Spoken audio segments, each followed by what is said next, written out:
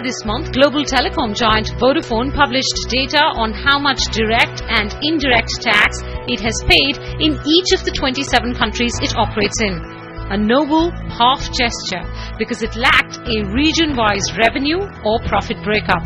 But more MNCs may follow in Vodafone's footsteps, especially as both the US and European Union are now debating making country-by-country reporting mandatory. We need to get everyone knowledgeable enough on what are the issues and what to do. And not everyone is on board in that sense. Not everyone gets the same information. So I think country-by-country reporting will be some time off, but I don't know. Professor Pichal, is country-by-country reporting the solution or the first step towards fighting double non-taxation as well? Because, if you don't have the information on who's paying how much where, how do you fight this? It's an essential first step. There's no question about that. So is it going to become a reality? Is this something companies should prepare for? Yes, and it's already being encouraged and fostered by a number of developed countries, putting pressure on the developing countries, especially those that don't have strong income tax systems, who are basically income tax havens. They have other forms of taxation, such as VAT and sales taxes, things of that nature. So you think that will eventually lead to formal country-by-country reporting requirements for most multinational companies across the world? It's hard to say that that's actually going to happen, because it depends on where those multinationals are actually headquartered. And they may fragment their functions as a result. It may be difficult to amalgamate all of them to come up with one number. That's part of the problem that we face. I think the overall theme is that there is more information available for the tax administration, but also that there is more awareness how much tax is paid by a corporation in which country also.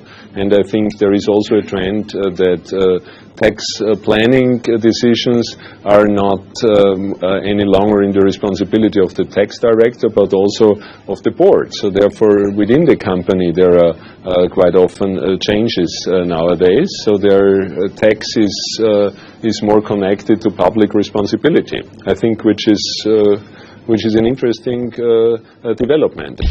A study by activist group Citizens for Tax Justice claims that at least 18 large American multinationals are stashing profits in offshore havens, which if repatriated could yield the US $100 billion in tax. Reuters says at least 206 of America's largest 500 companies by market capitalization have one or more subsidiaries in Ireland, where the corporate tax rate is 12.5%. Almost 3/4 of those 206 firms also had one or more Dutch units. As the activism builds, MNCs will most likely have to give up their steady diet of double Dutch Irish sandwiches. What the multinationals may do, instead of doing something directly, is what they may do is work with unrelated parties to move funds from a country through an unrelated party to another unrelated party to their subsidiary or their headquarters in a tax haven country. So there are other ways the multinationals, if they wish to do so, can get around do this. Yes, but we have some multinationals who are currently paying, as you said, effective rates of 2% and 3%, and I don't think that they're eager to pay 25 or 30%. Let's put it that way. Well, I'd like to pay 2% and 3% as well, but unfortunately, it's not an option for individual taxpayers. Ms. Khanna, not specific to any one country's revenue, but how do you see revenue starting to deal with some of these issues? So are we seeing, or should we expect, for instance, a big change in treaties across the board for most countries? Should we expect tax laws being rewritten in the next 10 years to be able to plug all these loopholes? What will we see revenue do?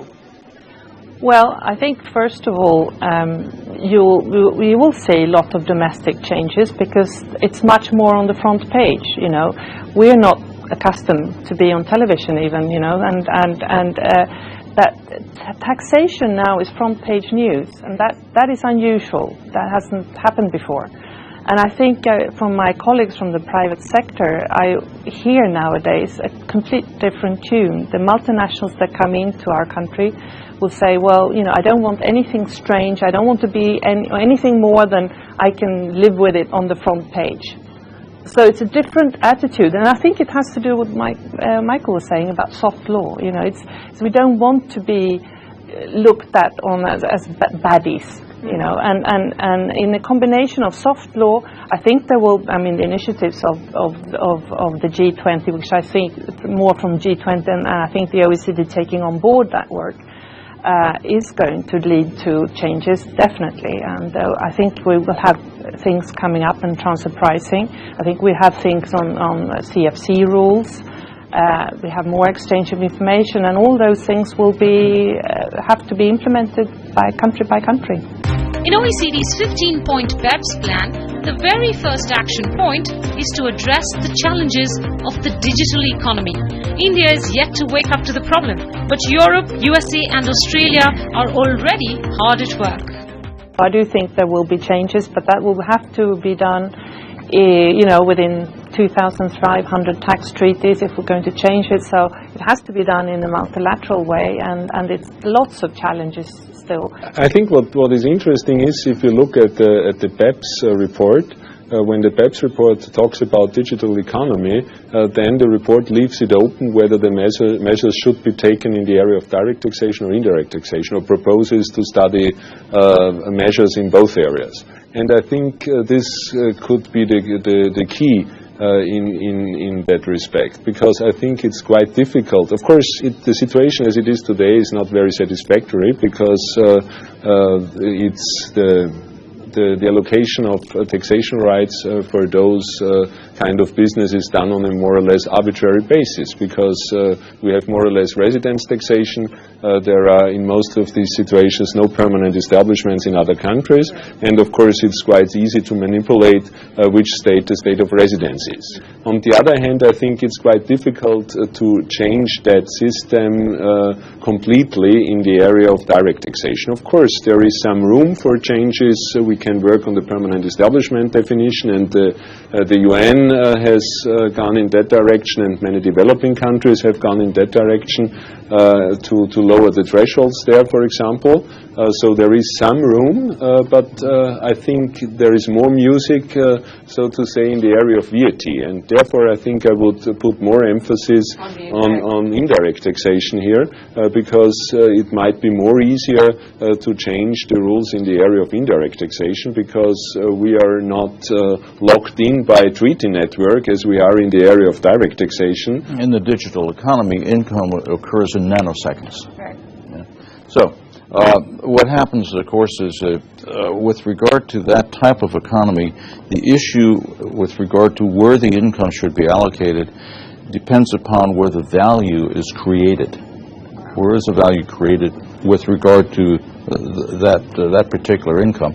And I think that the tax administrators have to be much more aggressive in redefining the so-called arm's length standards or income allocation to take into account those factors. So expect changes in over 2,500 treaties, the redefining of permanent establishment, and the rethinking of arm's length. That is the future of tax, at least for now. Now, before I wrap up and say goodbye, I want to mention that last week, the firm completed 300 episodes on air. For over 5 years now, we have brought to you every Friday night news from the world of law, tax, and audit. And while you see Paiswini and me on the show every week, there are other team members who are equally passionate about what we do.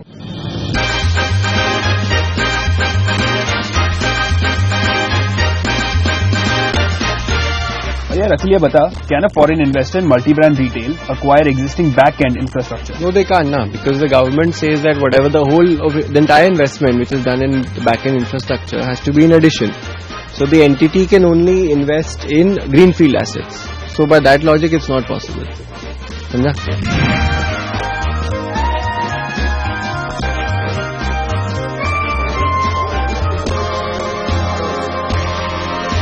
Vipul sir, if I do a private placement to more than 50 investors, does it become a public offer? Arun तू सिरा गया तो तुझे idea देनी पड़ेगी, फिर तुझे समझाना पड़ेगा लॉ क्या होता है, कंपनी लॉ के बारे में बताना पड़ेगा. अच्छा, अभी जो तूने सवाल पूछा उसका जवाब है करंटली यस, बट अगर आप थोड़ा दिन रुक जाते हो, थोड़े रुकते हो, तो इसमें और चेंजेस आ सकते हैं. The draft rule to the companies act 2013 says private placement अगर आप कर रहे हो तो आप साल में you can make it up to 16,000 investors, but conditions applied.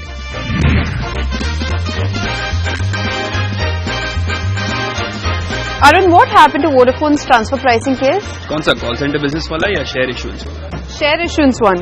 Bombay high court ने उसको डीआरपी के पास भेजा है, but I think if Vodafone feels that the order is patently illegal, then they don't have to go to the tribunal, they can directly go to the high court. Now please I have a show to.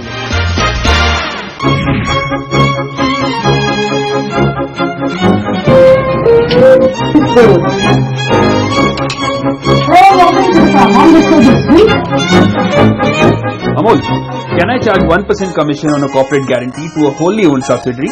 Yes, you can charge whatever you like, but if you want to escape transfer pricing adjustments, it's best you charge at least 2% for guarantees up to 100 crores and 1.75% for amounts above that. But only if the wholly owned subsidiary has an adequate to highest safety rating by a SEBI registered agency. Samjhe?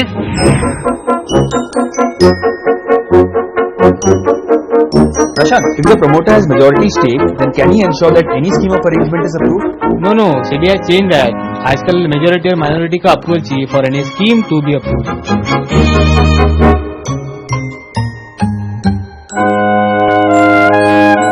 Well, as you can see, the firm has changed our lives. We hope it's changed yours as well. Thanks very much for watching. See you next week.